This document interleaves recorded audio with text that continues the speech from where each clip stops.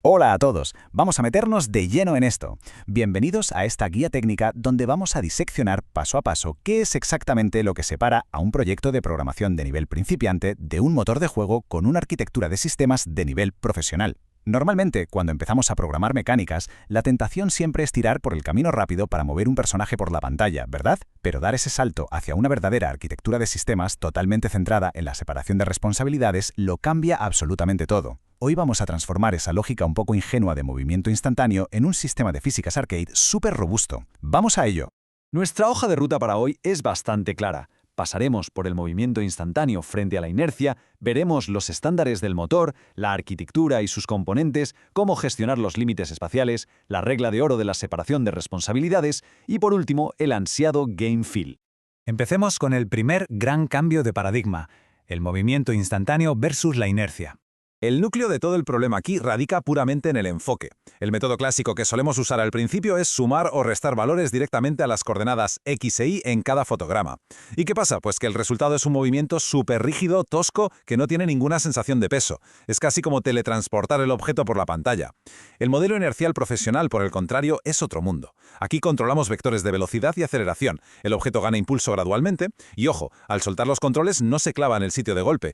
Ahí es donde entra la fricción, reduciendo esa velocidad poco a poco para darnos esa fluidez arcade tan satisfactoria.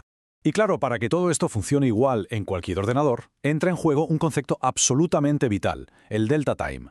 Básicamente es el tiempo transcurrido, en milisegundos, entre un fotograma y el anterior. Calcular el desplazamiento multiplicando la velocidad por este delta time no es opcional, es una práctica totalmente crítica. Pensémoslo un segundo. Sin esto, una nave espacial iría literalmente al doble de velocidad en un monitor de 120 Hz que en uno de 60. No tiene ningún sentido. Es una técnica fundamental para que nuestra simulación matemática sea completamente independiente de la capacidad de renderizado del hardware. Pasamos a la segunda parte, los estándares del motor de juego.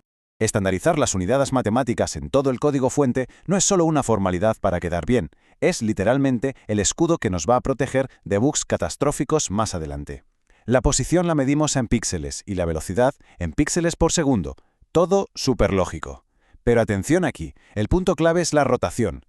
Nuestra cabeza está acostumbrada a pensar en grados, pero los motores profesionales y las funciones trigonométricas se alimentan exclusivamente de radianes, así que un giro lo expresaremos siempre en radianes por segundo. Adoptar esta norma desde el minuto 1 nos va a ahorrar el tremendo caos de tener que estar haciendo conversiones matemáticas en medio de un cálculo crítico del sistema. Lo que nos lleva al tercer punto de nuestra guía, la arquitectura de sistemas y componentes. Si trabajamos bajo una arquitectura orientada a datos, tenemos que cambiar el chip por completo. Los componentes no tienen lógica, cero. Son simples contenedores, puras cajas de almacenamiento. Tomemos como ejemplo el Velocity Component. Guarda tres cosas muy sencillas: velocidad horizontal, vertical y angular. Ya está. No contiene ninguna función matemática ni sabe cómo moverse. Simplemente es una pequeña caja de información estandarizada que se queda ahí en memoria, esperando pacientemente a que un sistema la lea y la procese. Entonces, la verdadera magia ocurre cuando introducimos nuestro sistema de movimiento y queremos emular ese control tan mítico, el estilo de juegos clásicos como Asteroids. En vez de movernos directamente arriba o abajo, la nave primero rota sobre sí misma. Y luego, al aplicar el impulso del motor, este sistema coge el ángulo en radianes y calcula, usando trigonometría pura y dura, cuánto de ese impulso va a la coordenada X, usando el coseno, y cuánto a la coordenada Y, usando el seno. Es espectacular ver cómo las matemáticas le dan vida a esos datos estandarizados que acabamos de definir. Pero claro, si aceleramos, en algún momento hay que frenar. Aquí entra en escena nuestro querido Friction System. Me encanta imaginar este sistema como un operario incansable en una cadena de montaje. En cada actualización, este operario coge la entidad, mira si tiene velocidad y, si es así, le aplica un factor matemático negativo. Esto va reduciendo las variables de velocidad de forma progresiva. De esta forma tan elegante evitamos que un objeto, tras recibir un único empuje, se quede flotando a la deriva hacia el infinito espacial para siempre. Y hablando del infinito, pasamos a la sección 4, la gestión de límites espaciales. Porque no queremos que nuestros objetos se salgan de la cámara y desaparezcan en la nada, ¿verdad? Por eso nuestra arquitectura necesita un Boundary Component con un sistema dedicado que decida exactamente qué hacer cuando superamos la pantalla. En el diseño arcade solemos manejar 4 estrategias principales. Clamp, que básicamente frena el objeto contra el borde en seco. Rebote, que invierte el vector de velocidad para simular un choque. Wrap Around, que teletransporta la entidad al lado contrario. Y finalmente Destrucción, que hace exactamente lo que dice y elimina el objeto de la memoria. Si nos paramos un segundo a analizar el wraparound, descubrimos que este es el responsable directo de esa sensación tan nostálgica de universo infinito de los shooters espaciales. Y las matemáticas que hay por debajo son de una sencillez brillante. En cuanto la coordenada x supera el ancho de nuestra ventana, le decimos al motor que esa x vuelva a ser 0. ¡Puf! Aparece de forma instantánea en el lado opuesto. Y lo mejor a nivel de código es que al gestionar esto en un sistema totalmente aislado, el sistema de movimiento ni siquiera se llega a enterar de que ha habido un teletransporte espacial. Pura separación de responsabilidades. Llegamos así al quinto pilar, y probablemente la regla arquitectónica más sagrada de hoy: la separación estricta de responsabilidades.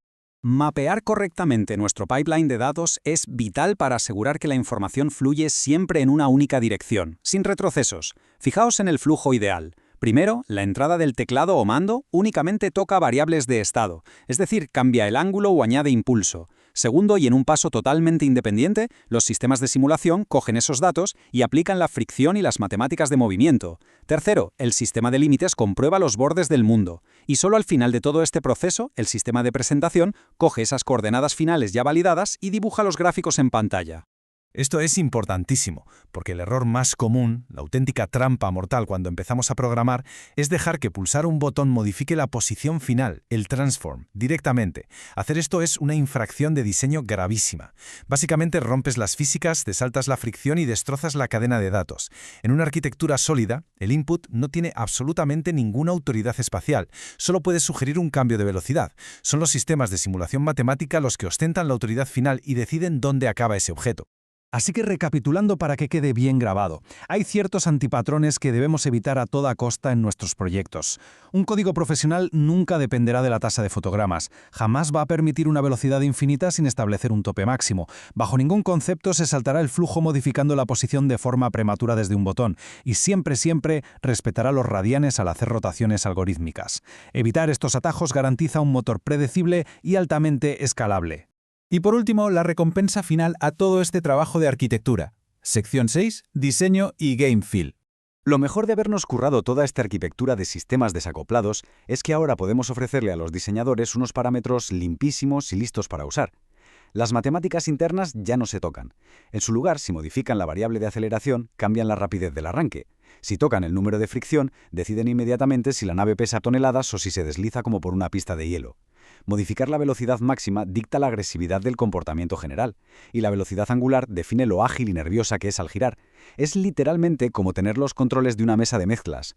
Y el impacto de este nivel de control es espectacular. Pensémoslo un segundo. Estamos utilizando el mismo motor, el mismo código y la misma base matemática. Pero si un diseñador configura una aceleración altísima con fricción baja, ¡boom!, tenemos un caza estelar súper nervioso, ideal para un juego frenético. Por el contrario, si reducimos la aceleración y subimos la fricción al máximo, de repente sentimos que estamos pilotando un carguero industrial lento y pesadísimo. Y todo este cambio brutal de sensaciones se ha logrado simplemente modificando un par de números enteros en una estructura de vatos. Lo que nos lleva a una reflexión final a la hora de abordar nuestros próximos desarrollos. Hay que entender que la inercia, el peso y la velocidad en un programa de software son, al final del día, pura ilusión matemática. Y el secreto para crear esa ilusión de forma impecable es abrazar una arquitectura bien estructurada. Sabiendo cómo separar dependencias, cómo usar componentes modulares y cómo dominar el tiempo entre fotogramas, cómo podemos aprovechar nosotros todas estas herramientas estandarizadas para forjar la experiencia arcade más inmersiva, táctil y perfecta posible. Creo que ya va siendo hora de abrir el editor y empezar a construirlo.